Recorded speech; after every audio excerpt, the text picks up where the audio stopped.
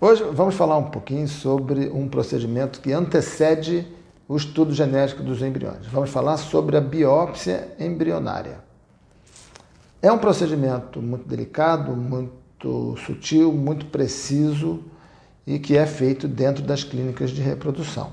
Eu já falei aí para trás, aqui no YouTube, sobre o PGT-A, que é aquela maneira de fazer um rastreamento das aneuploidias embrionárias, né, que investiga aquela distribuição em pares dos cromossomos de modo equilibrado, de modo balanceado. Já falei um pouquinho sobre o PGT-SR.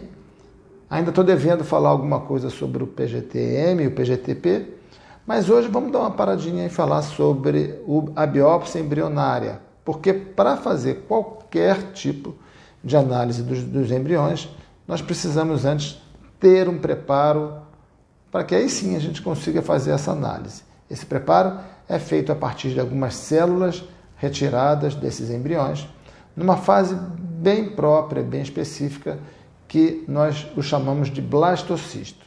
O embriãozinho, idealmente, deve chegar a essa fase de blastocisto no 5º dia dessa caminhada inicial. A gente sabe também que nem todo embrião, mesmo normal, euploide, atinge esse momento de blastocisto no 5º dia. Alguns vão conseguir isso só no 6º ou mesmo no 7º, porque alguns têm um ritmo de desenvolvimento um pouquinho mais lento.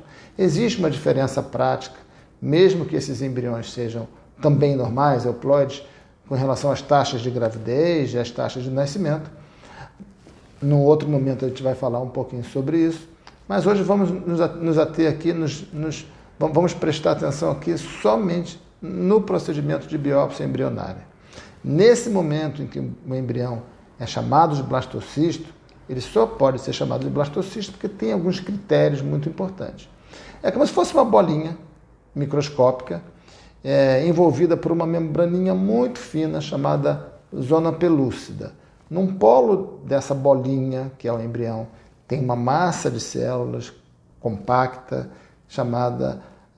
essa massa é chamada de massa celular interna.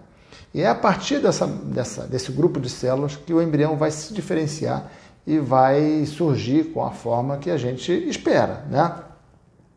No meio dessa bolona toda, que é o embrião blastocisto, tem uma cavidade líquida chamada blastocele, que vai crescendo, crescendo, crescendo e empurrando um outro grupo de células, chamadas células do trofectoderma, para a sua periferia, logo abaixo daquela membraninha externa, que é a zona pelúcida.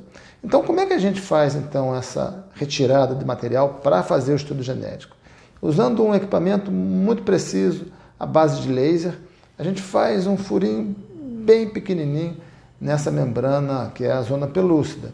Logo, algumas células desse trofectoderma, que são células que naturalmente iriam se desenvolver na placenta, naquele embrião que resultar em gravidez, então algumas células vão migrando para fora, poucas células.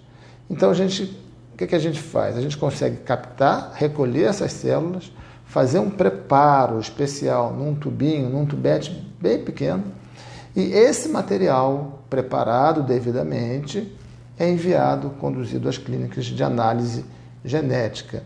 E nesse ponto a gente esclarece uma dúvida de algumas pessoas, algumas pacientes que pensam que o embrião como um todo é conduzido até as clínicas de reprodução para fazer aquela análise genética, e não.